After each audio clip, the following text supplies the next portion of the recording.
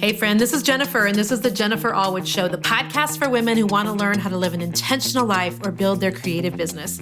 I'll be giving you my very best business tips, bringing you interesting guests, giving you a daily dose of Jesus, and I'm committed to always keeping it real. Grab a cup of coffee and let's dive in. I'm so honored that you're here. Well, hey there, friend. This is Monday Fire, episode number 14. Welcome back to the podcast. These are the podcast episodes that I do on Mondays. They're just super short, super sweet. Hopefully they start off your week with a bang. So I want to talk to you today about those of you who feel like you are in a new season, or you're hoping for a new season, or you're getting ready for a new season, or those of you who are just, in general, breathing in and breathing out. Because if you're not in a new season, let me tell you, you will be at some point. It's in God's goodness that He never leaves us. We can even stay at the same job for decades, but that doesn't mean we're in the same season. We're always and should be constantly like growing and changing and going deeper and being transformed. And so I want to talk to you about seasons real quick and tell you a story of what happened this weekend. So when you're in a new season, or you're wanting to get into a new season, or you're heading into a new season, or you see it on the horizon, there are two things that can happen that have been happening with me lately. And I want to use an example real quick to demonstrate the first point. So if you follow me on Instagram, you will have seen on my Instagram stories this week that my husband, Jason, and I were just kind of accidentally purging some stuff in the basement.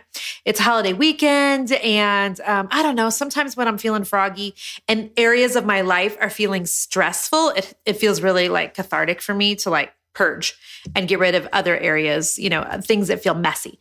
So anywho, we're down in the basement and we're getting rid of some things. And I used to own a decorative painting company in Kansas City. I owned it for 17 years. I started it in the year 2000. I closed it down in 2017 to go fully in the online space in terms of coaching creative entrepreneurs. And so I still have a lot of painting things left though. When we moved into this new house a year and a half ago, I got rid of a ton of it, gave a ton of like my painting supplies away, took a ton of like paint colors and old paint things to like the restore. And I really purged a lot, but I still have a little bit left. And as we were purging the basement this morning, there's this cabinet that sits in our storage room, and it's green and it's full of like painting supplies, like brushes and sanding blocks and things on the drawers and the cabinets.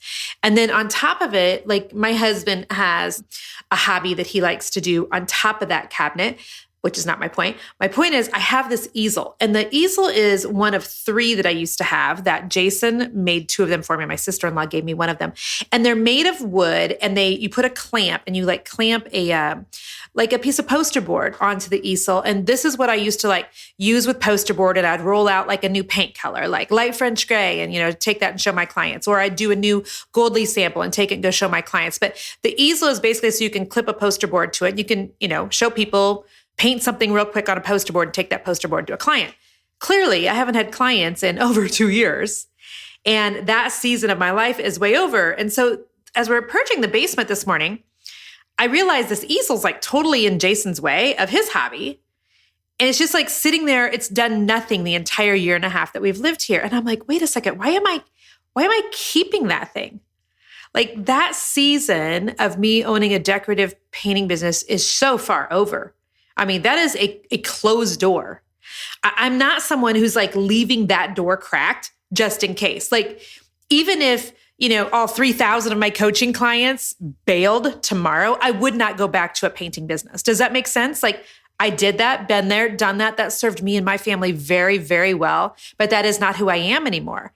And so I'm looking at this easel and the fact that it's been in my husband's way the entire year and a half that we've been here, on this cabinet where he's got his hobby going. And I'm like, why is that? Why do I have that?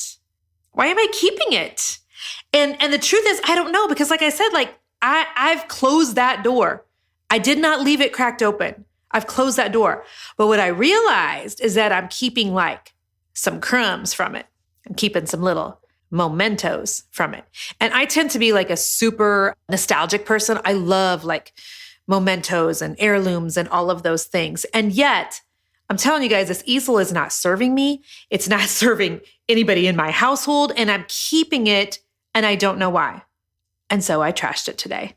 And it feels really, really good to have gotten rid of it, because I put on Facebook today, I'm like, I don't know why I've even kept it. Do you guys know what I'm saying? Like, do you have things that darn good and well you're in a new season and you're keeping some history from the old season, it's not like it's like a picture of me painting in somebody's house that I can easily tuck into a drawer. This thing is like 2.5 foot tall and 2.5 foot wide and taking up space.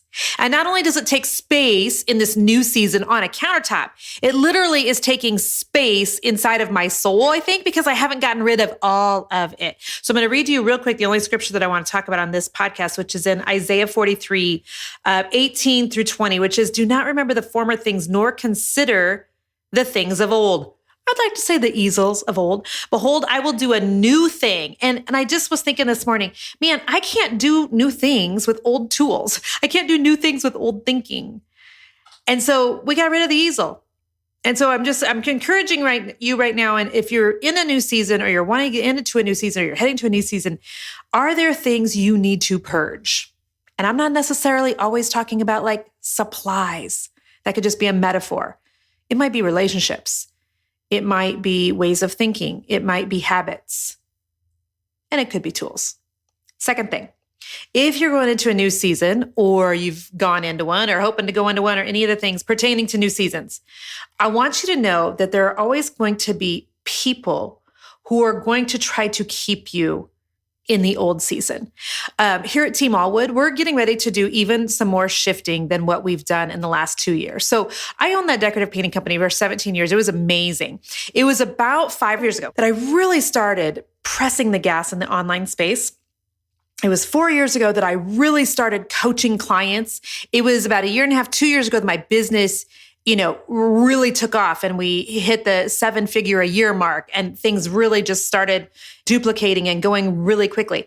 But we're getting ready to shift again into another season in this business. And so hold on, because we've got some really amazing things. And I'm not just talking about my book. We've got some other really cool things that are getting ready to come down the pipe. And so whenever you're going into a new season or have already gotten into one, I want you to know that there will be some people who don't like it.